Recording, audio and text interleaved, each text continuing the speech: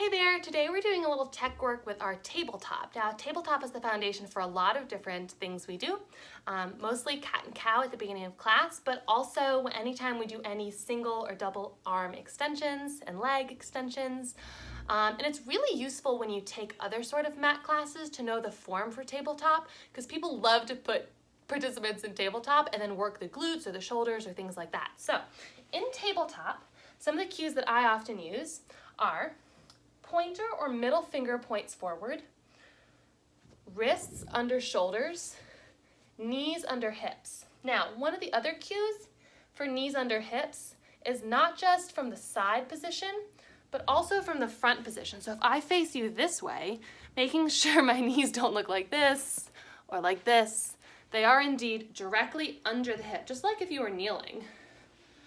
So finding knees under hips truly and centered.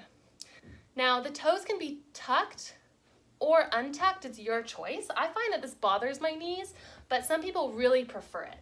Now, the lower back is often tending to sag here. So as I tuck in my shirt, I want you to really think about lengthening the lower back. And you can do that by lifting the abs or just gently engaging the lower abs.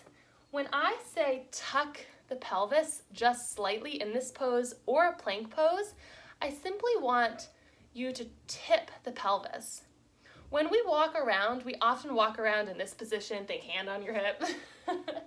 And this is a forward pelvic tilt, and this would be a backwards pelvic tilt.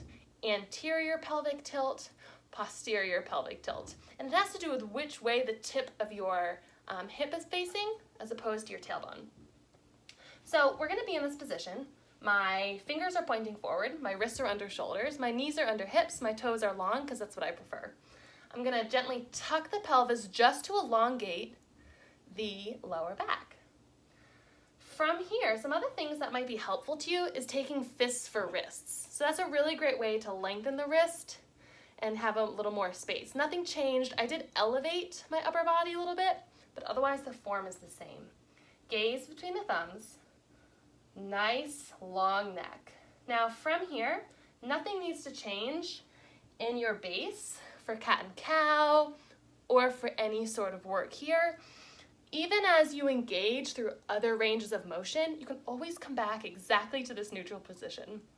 So I hope that was a really useful in-depth discussion about tabletop, and I hope it helps you find deeper reach in your practice and whatever other fitness things you're doing with me or other people, and I hope you enjoyed it. Thanks!